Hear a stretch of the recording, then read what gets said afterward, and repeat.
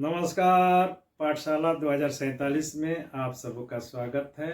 अब हम लोग सूरदास का 11वां पद पढ़ेंगे। उधो मन अभिलाष बढ़ायो, जदुपति जोग जानिजिय सांचो, नयन आकाश चढ़ायो। नारिन पै मोको पठवत हूँ, कहत सिखावन जोग, मन ही मन अब करत प्रशंसा, है मिथ्या सुख भोग। आय सुमान लियो सिर ऊपर, प्रभु आज्ञा परमान, सूरदास प्रभु पठवत गोकुल, मैं क्यों कहूं कि आ। अब इसका संदर्भ तो प्रस्तुत पद भक्तिकालीन सगुण काव्यधारा के अंतर्गत कृष्णाश्रयी शाखा में अष्टछाप के श्रेष्ठ भक्त कवि या सिरमौर कवि या जिन्हें हिंदी साहित्य जगत में या हिंदी साहित्याकाश में सूर्य की उपाधि से विभूषित किया गया है, उन सूरदास जी द्वारा रचित सूर सागर के मार्मिक प्रसंग प्रेम और भक्ति के बीच का जो द्वंद्व है, जो भ्रमर गीत कहलाता है, उसी सूर सागर के भ्रमर गीतों का प्रामाणिक संग्रह आचार्य रामचंद्र शुक्ल जी ने भ्रमर गीत सार के नाम से किया है। तो उसी भ्रमर गीत सार का यह 11वां पद है। अब इसका प्रसंग तो पीछे के पदों में हम लोग देखे हैं कि उद्धव ब्रज की याद आने के बाद व्याकुल हैं और उनके मित्र उद्धव वहां आते हैं। श्री कृष्ण अपनी व्यथा उद्धव को सुनाते हैं और उद्धव उन्हें ज्ञान और योग की बात बताते हैं और इस सांसारिक प्रेम को मिथ्या बताते हुए जगत को भी मिथ्या, मायाजाल और भ्रम बताते हैं। श्री कृष्ण उद्धव के इस ज्ञान की सीमाओं का अंदाजा लगाने के लिए विरह में डूबी हुई गोपियों के पास भेजते हैं और कहते हैं कि तुम्हारे इस योग से मुझे तो कुछ तसल्ली मिली, मगर वहां ब्रज में जाकर के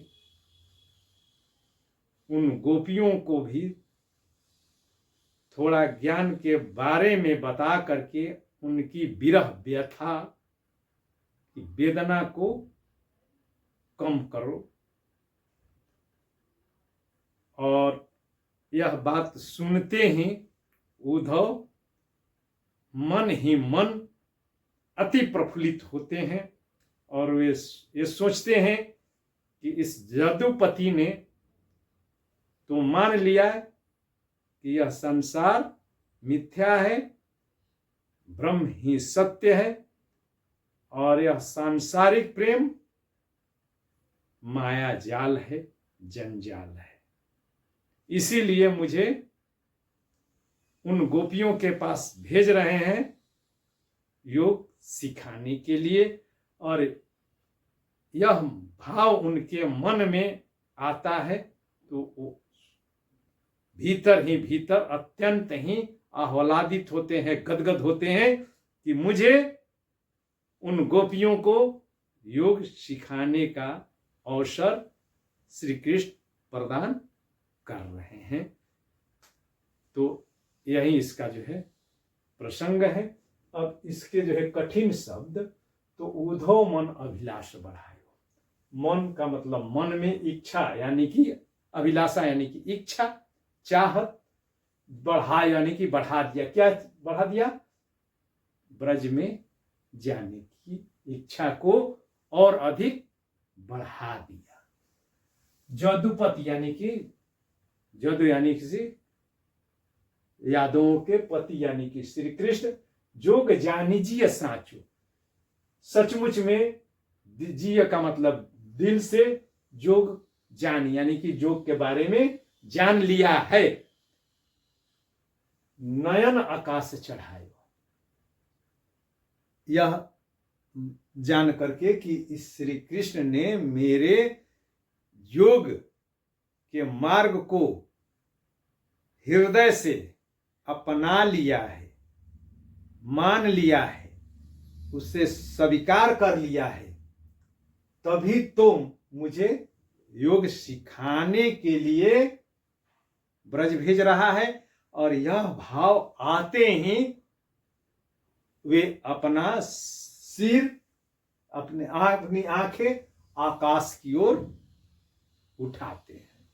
आकाश की ओर उठाने की स्थिति कब आती है? दो स्थिति में। एक तो जब कोई काम पूरा नहीं होता है, तब जो है प्रभु से दया मांगते हैं आंख ऊपर उठा करके, या तब उठाते हैं जब आपकी कोई इच्छा, चिर प्रतीक्षित इच्छा पूरी हो जाती है, तो उस ईश्वर को धन्यवाद देने के लिए सिर उठाते हैं, आंख उठाते हैं, ऊपर देखते हैं। तो नयन आकाश चढ़ायो, नारिन पै मोको पठवत कहत सिखावन जोग। नारी यानी कि नारी, स्त्री अर्थात गोपियों पै मोको पठवत है। मोको यानी कि मुझको, पठवत है यानी कि उन गोपियों को कहत सिखावन जोग, योग का पाठ सिखाने के लिए नारियों के पास मुझे भेजते हैं, पठाते हैं, यह कह करके कि जाओ उनको योग सिखाओ। मन ही मन अब करत प्रशंसा। अब ये मन ही मन अब करत प्रशंसा, मन ही मन में अब अपने उस जो है ज्ञान की, योग के ज्ञान की जो है प्रशंसा करने लगते हैं, यानी कि आत्म प्रशंसा कर रहे हैं, आत्ममुग्ध हो रहे हैं कि मेरा यह योग का पाठ श्री कृष्ण ने दिल से स्वीकार कर लिया है, और इसीलिए मुझे उन गोपियों को योग का पाठ सिखाने के लिए, योग का मार्ग और उससे जो है प्राप्त सुख के बारे में बताने के लिए मुझे ये भेज रहे हैं कि यह सांसारिक सुख और यह इस संसार का जो है भोग, ये सब क्या है? मिथ्या है। सच्चा क्या है? तो एकमात्र ब्रह्म है, जो निर्गुण, निराकार, अदृश्य, अगम, अगोचर और निर्वचनीय है। उसके अतिरिक्त जो भी है वो सब क्या है? मिथ्या है, जंजाल है, भ्रम है, माया जाल है। आय सुमान लियो सिर ऊपर, मन ही मन अपने जो है आत्ममुग्ध उद्धव अब दिखावा के लिए, कृष्ण भी दिखावा कर रहे हैं, और यहां पर अब उद्धव जो है दिखावा करने के लिए कि प्रभु आज्ञा परमान, परमान, इस समय जो है सलेश अलंकार हो जाएगा। परमान यानी कि आज्ञा को मान लिया। अब परमान, परमान का एक अर्थ हो गया परमाण। प्रमाण यानी कि सबूत यानी कि उनका जो है भेजना गोपियों को समझाने के लिए या प्रमाणित कर रहा है कि उसने यानी कि श्री कृष्ण ने मेरे निर्गुण के उपदेश को समझ लिया है, मान लिया है, या परमान यानी कि आज्ञा को मान देने के लिए श्री कृष्ण उनके सखा ही नहीं है, उनके स्वामी भी हैं, तो उनके आदेश को मान करके, मान देते हुए, यहां भी मान हो गया, यहां भी मान हो गया, मान लियो तो यहां यमक आ जाएगा, मान लियो सिर ऊपर, आयसु मान लियो सिर ऊपर, यानी कि उनके आज्ञा, आयसु का मतलब भी आज्ञा होता है, तो उनकी आज्ञा को जो है ये दिखाने के लिए कि लीजिए मैं आपके आज्ञा को जो है मान रहा हूं, अपने सिर लगा लिया, यानी कि सिर माथे से आपकी आज्ञा को मैं स्वीकार करता हूं कि मैं अब ब्रज जाऊंगा और ब्रज में जा करके उन गोपियों को निर्गुण ब्रह्म के बारे में बताऊंगा और उनके दुख को दूर करने का प्रयास करूंगा। सूरदास जी कहते हैं कि सूरदास प्रभु पठवत गोकुल मैं कहो कि आन। सूरदास जी कह रहे हैं कि उद्धव ये जो है समझ रहे हैं और बात कह रहे हैं कि मेरे ऊपर आपने कृपा की, या मेरे लिए सौभाग्य की बात है कि गोकुल में, कि मैं अब जो है गोकुल में जाऊंगा, आप मुझे गोकुल में भेज रहे हैं। और मन ही मन में कहते हैं मैं क्यों कहूं कि यान, अब मैं और क्या कहूं। अब यानी कि कहने का मतलब हुआ कि मैं बहुत ही आह्लादित हूं वहां जाने के लिए, और मैं पूरी आस्था के साथ, विश्वास के साथ आपकी आज्ञा को सिर माथे से लगाते हुए मैं ब्रज में जाऊंगा और उन गोपियों के दुख को, उनकी वेदना को दूर करने का प्रयास करूंगा। यह मन में भाव आते ही वहां जाने की, यानी कि ब्रज में जाने की अभिलाषा, यानी कि इच्छा और अधिक बलवती हो गई। सूरदास जी ऐसा कहते हैं। अब इसका कलात्मक पक्ष, तो कलात्मक पक्ष तो भाषा साहित्यिक ब्रजभाषा है जो माधुर्य गुणों से भरपूर है, और संगीत की राग रागिनियों का इसमें प्रयोग हुआ है, और यह कल्याण राग में गाया जाने वाला एक मोहक पद है, और इसकी ज्ञता का कारण अनुप्रास अलंकार का बड़ा ही सहज और स्वाभाविक प्रयोग है। इसमें अब अलंकार तो ज ज ज ज की 4 का 4 बार प्रयोग हुआ है, ज का 4 बार प्रयोग हुआ है, तो इसको जो है वृत्त्यानुप्रास अलंकार कहते हैं। जब किसी वर्ण का 2 बार प्रयोग होता है तो उसको छेकानुप्रास कहते हैं, छेकानुप्रास, और जब 2 बार से अधिक होता है तो उसको वृत्त्यानुप्रास कहते हैं। तो ज की 4 बार आवृत्ति हुई है, इसलिए इसमें वृत्त्यानुप्रास है, और वैसे ही यहाँ पर क की 3 बार आवृत्ति हुई है, तो इसलिए ज और क की आवृत्ति होने के कारण वृत्त्यानुप्रास अलंकार है। और मन ही मन, म और म की आवृत्ति यानी कि म का 2 बार प्रयोग हुआ है, और प्रभु पठवत यानी कि प का भी 2 बार प्रयोग हुआ है, इसलिए इसमें छेकानुप्रास अलंकार है। और परमान का जो है 2 अर्थ निकल जाएगा, परमान यानी कि प्रमाण, और परमान यानी कि उस बात को मान देते हुए। तो इसमें श्लेष अलंकार होगा।